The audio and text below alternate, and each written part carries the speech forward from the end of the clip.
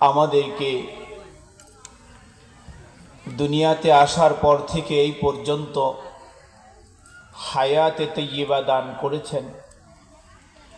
এজন্য শুকরিয়া আদায় করে আলহামদুলিল্লাহ।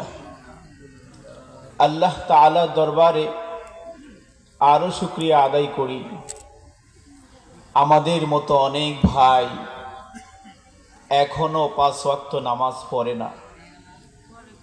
আমাদের মতো অনেক ভাই এখনো আল্লাহ তাআলার মহাব্বত দিলের মধ্যে ঢুকায় নাই। আমাদের মতো অনেক ভাই এখনো রাসূলুল্লাহ সাল্লাল্লাহু আলাইহি ওয়াসাল্লামের সুন্নতকে দিল থেকে মহাব্বত করে না। সেখান থেকে আমাদেরকে বাছাই যাচাই করে আমাদেরকে আল্লাহ তাআলা কবুল করেছেন। এজন্য শুকরিয়া আদায় করে আলহামদুলিল্লাহ।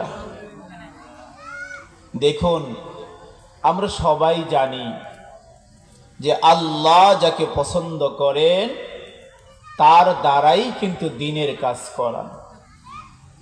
এই কথাটা আমরা সকলেই জানি। আজকের মাহফিলের 2 দিন ব্যাপী মাইকিং হয়েছে, 6000 লিফলেট বিতরণ করা হয়েছে, অনেক পোস্টার লাগানো হয়েছে, অনেক ফেস্টুন লাগানো হয়েছে। বলা হয়েছে আজকের মাহফিলের যিনি প্রধান বক্তা উনি খুব শ্রেষ্ঠ ব্যক্তি। এই যে এতগুলা কথা, এতগুলা কাজের পরেও আমাদের ভাইরা আসে নাই, এটা কি আমাদের কমতি? এটা কিন্তু আমাদের কমতি না, এটা যার যার ব্যক্তিগত দুর্বলতা। এটা যার যার ব্যক্তিগত দুর্বলতা।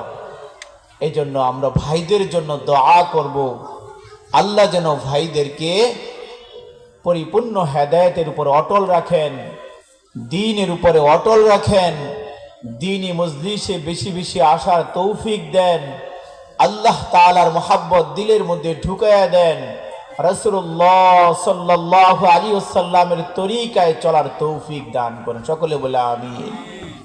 দোয়া করতে পারি না ভাই? ইনশাআল্লাহ আমরা অবশ্যই ভাইদের জন্য দোয়া করব, আল্লাহ যেন ভাইদেরকে বুঝ দান করে। আপনাদের জন্য কিছু আহাম গুরুত্বপূর্ণ